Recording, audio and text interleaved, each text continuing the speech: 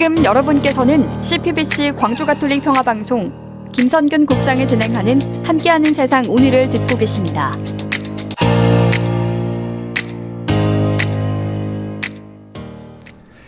네, 경제 트렌드 따라잡기 시간입니다. 격변기에 대한민국의 운명을 좌우하는 제21대 대통령 선거가 이제 하루 앞으로 다가왔습니다. 그 어느 때보다 긴장도 되고 정말 떨리는 그런 순간인데요. 오늘은 지금까지의 이 선거 이슈 자세히 한번 짚어보도록 하겠습니다. 최유한 시사평론가 연결되어 있습니다. 평론가님 안녕하십니까? 예, 반갑습니다. 최유한입니다. 자, 평론가님 오늘 본론에 들어가기 앞서서 큰 이슈를 우리 평론가님의 현장 밀착형 평론을 듣고 있는데 언제 좀 짬을 내셔서 저희 방송을 한번 찾아주시면 좋겠습니다. 예, 제가 예전에 한번 코로나 시국이었을 때 한번 방문했었죠. 네네.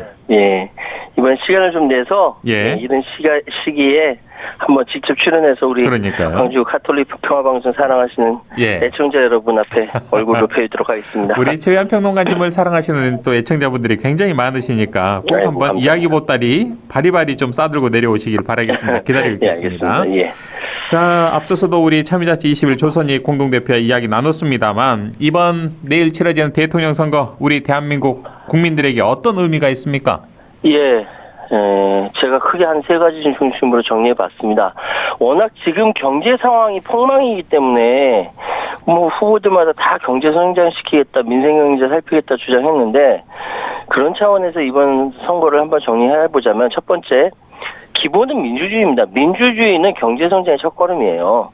과거 사례를 살펴봤을 때 독재 정권 하에서 경제 성장하는 경우가 거의 없어요. 설사 성장한다 하더라도 한계를 가는 성장이었다.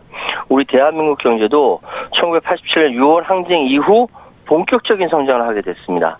민주주의가 경제 성장에 동기를 부여하기 때문에 그렇습니다. 더군다나 지금 21세기의 경제 성장은 과거와 같이 단순하게 뭐 하나 잘 만든다 이런 제조업의 번창이 아니라 창의력이 밑받침된, 그래서 지금 AI 시대라고 하니까 그런 민주주의는 더욱더 절실한 것이죠. 그래서 저는 민주주의가 경제 성장의 첫걸음이라고 말씀드리고 싶고요. 네. 두 번째로는 세계 민주주의 기준점이 대한민국이 된다라는 겁니다. 이 12.3 내란 사태 벌어졌을 때 우리 대한민국 국민은 물론이고 세계인들이 모두 경악했어요. 2024년 대명천지에 대한민국에서 군사 쿠데타라는 정말 상상조차 불가능한 일이 벌어졌기 때문인데 문제는 초장에 국민의 일센 힘으로 이 군사 쿠데타의 날개를 꺾어버렸죠. 세계는 대한민국에서 벌어진 이 드라마틱한 민주주의 항쟁을 보도하면서 극찬을 합니다. 전 세계의 경이로운 시선에 대한민국의 민주주의가 세계의 기준점이 될 수 있다. 이런 이야기가 나올 정도예요. 미국이요? 아닙니다. 미국으로부터 우리나라는 민주주의가 이식됐지만 이제 미국을 뛰어넘어서 유럽 선진국을 뛰어넘어서 새로운 민주주의, 대한민국이 세계 민주주의의 기준점이 될 수 있다라고 말씀드리고 싶고요. 그 첫발이 이번 선거입니다. 그리고 세 번째로는 제7공화국을 여는 첫 관문이다. 지금 우리 국민이 바라는 변화는 단순히 새로운 대통령을 뽑는 것을 넘어서 헌법을 고치고 구조를 바꾸며 새로운 제7공화국의 건설이다라고 말씀드릴 수 있습니다. 근본적인 변화를 바라는 국민적 염원의 첫 관문이 이번 대선이고 특히 망가진 민생 경제를 살리는 것을 첫 과제로 그래서 선택한 것이죠. 따라서 한국의 역사가 새로운 도약을 할 수 있는 터닝 포인트다. 라고 할 수 있겠습니다. 네. 자, 본격적으로 이번 선거 이야기로 한번 들어가 보죠. 자, 먼저 가장 굵직한 이슈라고 한다면 김문수 국민의힘 후보의 이른바 교체 시도 사건이라고 우리가 명명해 볼 수 있지 않겠습니까? 사실은 한밤중에 김문수 후보가 대통령 후보가 된다라는 것 자체가 사실 그 자신도 예상하지 못했었을 거예요. 그런데 한마디로 21대 대통령 선거 당시 당내 경선을 통해 후보로 선출된 김문수 국민의힘 후보가 한덕수와의 단일화 문제로 지도부가 갈등을 겪자 쌍권으로 대표되는 국민의힘 지도부가 이 기존 경선 결과를 독단적으로 파기하고 한덕수로 후보 교체 시도하다가 무산되는 거죠. 이쪽에서 김문수 측에서 가처분 신청하고 다 했는데 이게 다 기각이 돼서 후보 교체가 현실화됐습니다. 그런데 단일화 협상에 들어왔지만 역선택 박지원 걸려서 이견되고 뭐 결렬되고 뭐 했는데 이게 5월 10일 새벽 1시에 국민의힘에서 김문수 후보 선출을 전격적으로 취소하고 한덕수 입당과 후보 등록을 진행한다. 그 새벽에. 네. 새벽 3시부터 새벽 4시까지 1시간 동안 예. 후보 등록한다. 완전 보는 사람이 다 황당하고 네. 그것도 국회에서 봤는데요. 현장에서. 예. 그 시간에 입후보할 수 있는 사람이 어디 있습니까?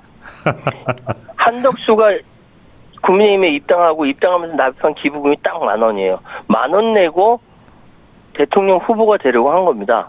다른 사람들 8명은 뭐가 됩니까? 바보 되는 것이죠. 이거를 결국은 이제 그 전당원 투표에서 이게 부결이 됐죠. 이건 당연한 겁니다.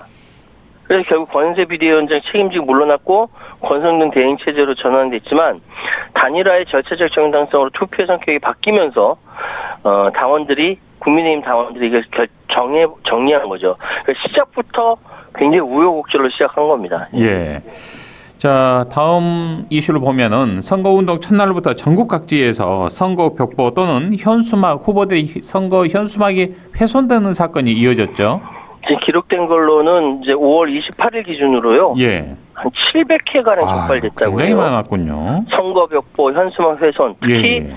이재명 후보가 가장 많은 피해를 받고 74.4%를 차지했답니다. 거의 대부분이었군요. 예. 예. 칼로 찍고 담뱃불로 구멍 내고 얼굴이나 이름을 알아볼 수 없도록 하고 이 공직선거법에 따르면 정당한 사유 없이 선거 벽보 현수막 훼손 철거할 경우에 2년 이하의 징역 또는 400만 원 이하의 벌금형이 처해지는데 이 사건이 2022년 20대 대선 기간 선거 벽보와 현수막 훼손 사례로 입건된 피의자가 45명이었거든요. 이게 700회라는 거는 이제 명수하고 비교하긴 좀 뭐하지만 정말 엄청나게 사건 수가 급증한 겁니다. 네. 자, 이 뭐 벽보 훼손 사건 외에도 선거 운동을 방해한 사건도 꽤 많았던 것으로 기억이 되는데요. 제 이거 원고를 어제 정리했는데 오늘도 뭐 강선우 의원이 예. 지나가는 행인이 막 가방으로 막 휘둘러서 맞고 아하. 뭐 그렇군요. 중학교 1학년이 괜히 지나가다가 국민의힘 유세차에다가 손가락질했더니만 운전자가 내려서 뺨을 치고 아하. 뭐 이런 사건이 오늘 벌어졌어요. 별일이 다 있었군요 오늘. 예. 그러니까 전국적으로 워낙 이런 사건이 많다 보니까 일일이 다 보도가 되지 않는 거예요. 네. 5월 20일 날 충청북도 제천시에서 흉기를 들고 선거성 손출과 관련해서 이재명 후보 선거운동에 항의한 혐의를 받는 50대가 구속이 됐습니다. 또 5월 26일 대구에서는 이재명 후보 유세 현장에 차량 경적 이용해서 유세 방해하고 저지하려는 사람 아랑곳하지 않고 돌진한 20대 남성 구속됐다 풀려났어요. 아, 석방이 됐군요. 옆에서 이거 보면서 영상이 나와서 보면 너무 황당했고. 그러니까요. 예, 어쨌든 이게 5월 기준 선거와 관련된 선거사범 363명을 단속했고 이 중 선거운동원 폭행 등 선거폭력 혐의 12명이 단속됐습니다. 이 중 6명을 송치하고 7명은 불송치됐고 나머지 350명을 수사 중이라고 합니다. 선거 끝나도 수사가 되고 그 가운데 중재는 구속이 되겠죠. 예. 이번 선거처럼 이렇게 폭력 관련된 이야기가 많이 나오는 건 참 그렇군요. 처음입니다. 예. 또 최근에 이제 국직했던 이준석 개혁신당 후보의 뭐 이른바 젓가락 발언이 있는데 이건 썩 좀 유쾌한 그런 이슈가 아니기 때문에 광주 가톨릭 평화방송은 이건 다루지 않겠습니다. 이런 어처구니 없는 이런 발언들 저희는 이런 걸 다루지 않습니다. 자, 더 시끄러운 리박스쿨 여론조작 사건을 알아봐야죠. 이건 무슨 사건입니까, 이건? 이게 5월 30일 날 뉴스타파 보도로 촉발된 극우 성향 역사교육단체 리박스쿨의 여론조작 댓글 운영팀 운영 그리고 이걸 미끼로 늘봄학교 강사 채용과 관련된 특혜 의혹입니다. 예. 리박스쿨 이승만과 박정희의 약자입니다. 느낌이 이승만 오네요, 박정희 이게. 스쿨이에요. 예. 5.18 민주화운동은 공산폭동이고 이승만 박정희 공산화를 막은 구국의 영웅이라고 왜곡된 역사관을 강조하는데 이거를 가르치는 이런 역사관을 갖고 있는 사람들을 늘범공사 학교 그 강사로 채용하고 극우 어린이를 키우는 거예요. 리박서클 출신자 중에는 서부지법 폭동 가담자로 체포된 사람도 있다고 합니다. 겉으로는 역사교육을 내세우지만 실제로는 자유손가락 군대라는 자손군이라 불리는 댓글팀 운영하고요. 김문수 후보 띄우고 이재명과 이준석 후보 비방하고 매 시각 조장이라 불리는 책임자가 댓글 달면 조원들이 몰려와서 베스트 댓글로 만드는 방법으로 체계적으로 하고 입이 막 더러워지는데요. 네. 이런 예를 들어서 호남에 빨갱이가 많아서 그렇다 이런 지역 비하식 댓글이 조직적으로 달렸습니다. 리박스쿨에서 다 한 거예요. 이 참 머리 좋은 사람들이 이런 데다가 머리를 씁니다. 네, 참 어처구니 없는 이런 상황. 리박스쿨과 관련해서 또 이게 늘범학교, 초등학교 1, 2학년 우리 학생들을 대상으로 교육을 하는 그런 상황이기 때문에 일단 광주시 교육청도 그렇고 전라남 도교육청도 그렇고 이 관련되는 이 강사들이 있는지를 좀 조사를 했더니 다행히 현재까지는 직간접적인 이 연관성이 있는 사람 우리 지역에서는 아직 발견은 되지 않았습니다. 그럼에도 불구하고 구체적으로 좀 전수조사를 하고 있다는 점 우리 청취자분들께 좀 더 첨언을 해드리겠습니다. 극우 어린이를 키운다라는 그 자체가 정말 끔찍합니다. 이런 생각을 하는 사람들도 있군요. 세상이 하도 넓다 보니까. 상상 초월 그 이상입니다. 자, 어찌됐든 사전투표 선거 열기도 꽤 높아서 유독 올해는 본투표에 좀 진입하기도 이전에 사전투표 과정에서 여러 건의 크고 작은 사건 사고도 있지 않았습니까? 그렇습니다.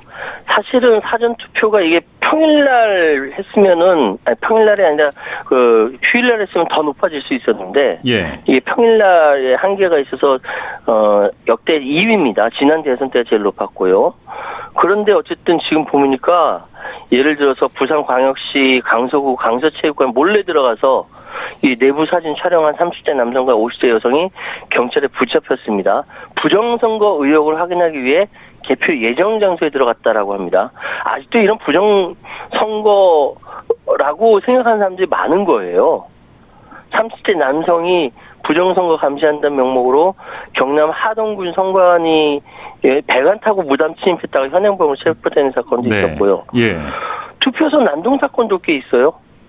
이 광주광역시 북구 571동 행정복지센터 사전투표소에서 50대 남성의 특정 후보 얼굴이 실린 공보물 여러 장을 바닥에 부착하려다가 선거관리원이 제지하자 선거관리원이 폭행합니다.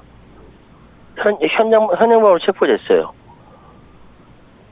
충북 제천시에서는 사전투표소 입구에서 50대 남성이 사전투표 관련해 왜 지문을 찍어야 되냐, 본투표에서 지문을 안 찍는다, 부정선거 아니냐 항의하면서 난동을 피우다가 제천경찰서에 입건했다고 합니다. 이상한 사람 많아요. 그러니까요. 자, 무엇보다도 이번 사전투표에서 투표용지를 외부로 반출하는 이런 논란도 있어서 괜한 좀 오해 시비를 또 불러일으켰죠. 이거 중앙선거관리위원회 노태학 위원장이 사과를 했지만 이번 선거 끝나면 이런 것들 다 중앙선거관리위원회는 하여튼 비판받아야 합니다. 이런 걸 제대로 관리 못한다는 게 이해가 됩니다. 제대로 관리를 해도 굉장히 좀 부정선거다 이런 사람들이 꽤 많지 않습니까? 빌미를 주는 거잖아요. 왜 빌미를 주는지 모르겠습니다. 이게 어떻게 된 거냐면요. 서울 서대문구 신촌동 사전투표소에서 관외 투표자가 몰려 대기가 길어지니까 당시 투표소의 내부 공간이 부족하다는 이유로 신분증 확인을 마친 유권자들에게 투표용지를 먼저 받은 후 외부에서 대기하라고 안내를 한 겁니다. 일부 유권자가 그 기표 전에 그 투표용지를 가지고 바깥에 나오게 되는 거예요. 그리고 또 어떤 사람은 그 용지를 들고 식당 가서 밥 먹었대요. 이 과정에서 신분 재확인 없이 해당 투표장을 벗어났던 투표용지가 기표로 진행됐다는 주장 역시 제기됩니다. 이 상식적으로 말이 안 되거든요. 이게 제가 봤을 때는 물론 이렇게 하는 사람도 참 기본이 안 돼 있습니다만 선관위에서 업무 처리 자체가 이렇게 해서는 안 되지 않겠습니까? 안 되죠. 이거 당연히 안 되는 거죠. 이런 일이 있으니까 왜 빌미를 주는지 유튜버들이 뭐니 해서 이거 부정선거다 막 이렇게 그러니까요. 승복할 수 없다 이런 얘기가 예. 나오는 거지 않습니까? 예. 자, 예전에 뭐 서쿠리에 뭐 이렇게 박스에 뭐 투표용지를 담더니 또 이런 상황들이 이렇게 참 왜 이렇게 빌미를 주는지 모르겠습니다. 글쎄 말입니다. 꼼꼼하게 해도 시원찮을 판에. 예. 자, 그리고 또 앞으로 더 엄중한 좀 관리도 필요해 보이는데 이번 사전 투표 전체적인 이제 결과를 보면 뚜렷해진 서고 동저 현상이 나타났다고요? 그러니까 29, 30일 양일간 이루어진 사전투표 보면요. 이제 34.7% 투표를 기록했는데 2022년 20대 대선 때 36.93%였어요. 그러니까 이번보다 2.19% 높은데 이게 이제 4, 5일 금토로 사전투표가 그때는 3월 4일, 3월 5일 금토로 사전투표가 있었고 이번엔 평일날 치러진 거예요. 예. 그리고 문제는 뭐냐면은 지금 사전투표 1위가 전남입니다. 꼴찌가 대구예요. 네. 양쪽의 격차가 17.5%포인트입니다. 그때는 2022년에는요. 네. 이번엔 30.9%포인트로 확대했어요. 이건 뭐냐면, 보수 유권자들이 많은 지역에서 사전투표를 안 한다라는 겁니다. 이 보수 정당 강세 지역에서 사전투표에 대한 의지가 꺾일 수 있고, 심지어는 뭐 사전투표 관리가 허술하다면 본투표가 낫다는 인식이 생겼겠죠. 네. 또는 투표 의욕 자체가 없다. 예. 투표 알겠습니다. 의욕 자체가 꺾인다. 이런 걸로도 해석이 됩니다. 알겠습니다. 자, 대선 과정에서의 주요 이슈 짚어봤는데요. 대선 또 새로운 대통령이 취임한 이후에 새로운 이슈 가지고 광주에서 한번 뵙도록 하겠습니다. 평론가님 예. 오늘 말씀 여기까지 듣지요. 고맙습니다. 예, 감사합니다. 지금까지 최현 시사평론가와 함께했습니다.